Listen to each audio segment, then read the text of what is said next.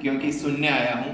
बोलना तो हर एक प्लेटफॉर्म पे होता है, और जब कहीं भी सुनने जाते हैं, कुछ प्राप्त करने जाते हैं, तो दिमाग और दिल को खोल कर जाना चाहिए, भर कर नहीं।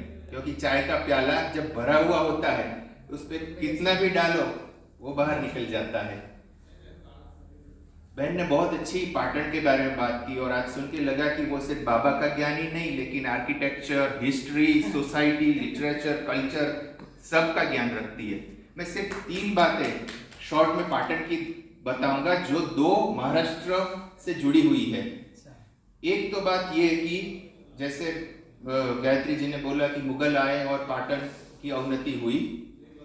ईस्वी सन 1175 में अफगानिस्तान से एक आक्रांत आया था मोहम्मद घोरी ने, जिसने 1181 में दिल्ली के पृथ्वीराज चौहान को हरा दिया, और वो भी धोखे से हरा। वो 1175 में गुजरात पर आक्रमण करने आया था। उसको लगा कि गुजरात की रानी एक लेडी है, वो क्या मेरा मुकाबला करेगी। उसका नाम था नाइकी देवी। वो महाराष्ट्र या साउथ कोंकण साइड से थी, क्योंकि उस समय वहाँ चालुक्यों का शासन था, जो आज सोलंकी कहे जाते हैं। तो घोरी ने सोचा कि 150 साल पहले जैसे गजनवी आया था, सोमनाथ लूटा था, मैं पूरा लूट के गाजी बन के जाऊंगा। लेकिन पाटन की रानी नाइकी देवी, जो खुद शासन करती थी, जिसका छोटा बेटा भीमदेव सेकंड था, उसने पाटन से लेके आबू तक, अरावली तक इतना कड़ा मुकाबला किया उसको कि जान बचाकर उसको भागना पड़ा। लाइफ में कभी उसने गुजरात पर अटैक नहीं किया। तो इसके ऊपर एक मूवी भी इस साल बनी है, नाइकी देवी। वहाँ या पाटन में वो गेट है जहाँ से घोरी भागा था। वो अभी भी किला बना हुआ है जहाँ से घोरी को भागना पड़ा था। ये पूरा जो बता रहे हैं ना, और ये पूरा इलाका जो पाटन से लेके अर्बुद पर्वत तक का अफगानों का कब्रिस्तान बन गया था, और इतनी बुरी तरह से हारा था कि 1 साल तक उसने कुछ नहीं किया, ट्रॉमा में चला गया था। तो ये पाटन की प्रभुता है। दूसरी बात ये है कि जो कढ़ाई बुनाई की बात की, जो पाटन के पटोले, वो सिर्फ 2 ही फैमिली वहाँ है, वो साल्वी फैमिली है। और उसको उस समय राजा ने महाराष्ट्र से इनवाइट किया था कि आप, क्योंकि आप सब लोग ज्यादातर मुंबई से आए हो। हाँ, और वो नाइकी देवी महाराष्ट्र कोंकण साइड की थी। तो मुझे बहुत खुशी होती है कि जब आपने ये सब बातें की। और मैंने सुना हाँ, कल परसों कि ये यहाँ पाटन से भी आए हैं, पटना से भी आए हैं। पटना तो कितना दूर है, और मुंबई भी दूर ही है, और ज्यादातर लोग तो पहली बार आए होंगे। यहाँ शुभ आत्माएं, अच्छी आत्माएं ही पहुंच सकती है। बहुत सही बात है, क्योंकि अच्छे कार्य के लिए अच्छी स्थिति प्राप्त करना बहुत जरूरी है। आपको आने में कठिनाइयां हुई होंगी, जाने में भी हो सकती है, लेकिन जब भी कठिनाई आए तो हमेशा याद रखना कि मुश्किल राहों में भी आसान सफर लगता है। मुश्किल राहें हो सकती है, जीवन में भी हो सकती है, उसमें भी आसान सफर लगता है जब हमें बाबा की दुआओं का असर लगता है। तो जीवन खुशी हो जाता है। इनसे, नेहा जी से मेरी लगातार बात होती थी। उनके ऑफिस में बहुत प्रॉब्लम चल रहे, वो शायद आना कैंसिल करना पड़े, ऐसी स्थिति थी। उन्होंने हमें बताया था कि अब हमारी ये डेट है। तो मैंने, इना जी ने सबने तैयारी कर रखी थी। लास्ट मोमेंट भी कुछ आ गया था, इनको मालूम है, वो भी किसी को सौंप दिया। फोन कॉल कभी कभी आते रहते हैं, लेकिन इनके लिए बहुत चैलेंजिंग सिचुएशन थी, क्योंकि इनका की रोल है चीफ अकाउंटेंट का एक मल्टीनेशनल कंपनी में।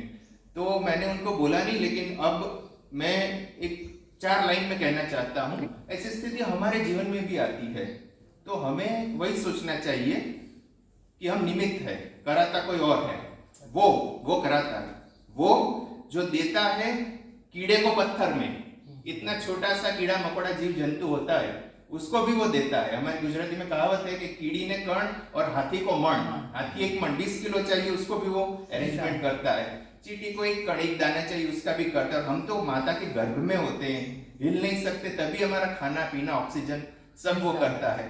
वो जो देता है कीड़े को पत्थर में, सुन ले गौर से, जो रहते हैं रोजी के चक्कर में। सबसे बड़ा ये चैलेंज, 5 दिन यहाँ आएंगे तो क्या होगा, हमारा बिजनेस का क्या, ऑफिस में क्या होगा, नुकसान होगा। तो वो जो देता है कीड़े को पत्थर में, सुन लो गौर से, जो रहते हैं रोजी के चक्कर में, उड़ाने भर आसमां में या गोता लगा समंदर में, मिलेगा उतना ही तुझको जो लिखा है मुकद्दर में। इससे ज्यादा मिलेगा भी नहीं, और मिलने की अपेक्षा भी नहीं करनी चाहिए। जो मेहनत का वही खाना चाहिए। इसका मतलब ये नहीं कि काम नहीं करना है, हमारे पास कर्म की शक्ति है, लेकिन पूरे काम करने के बाद जो भी रिजल्ट आता है उसको ऑल हार्टेडली स्वीकार कर लेना होता है कि, और कभी कभी रिजल्ट अपनी अपेक्षा के मुताबिक नहीं भी आता है, तो when we have choices choose the best, when you don't have choices do the best. कभी कभी हमारे प्लान से बेहतर उसका प्लान होता है, वो हमें बाद में पता चलता है, ऐसा मेरा अनुभव है।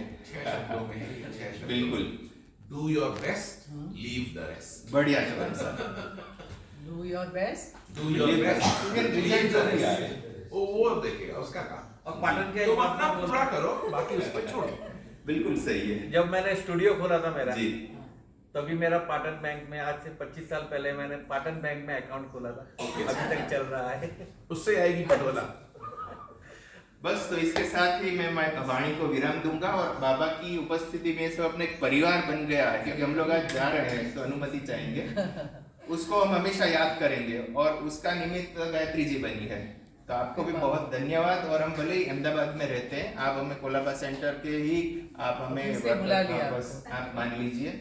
बहुत धन्यवाद। ओम शांति। ओम शांति।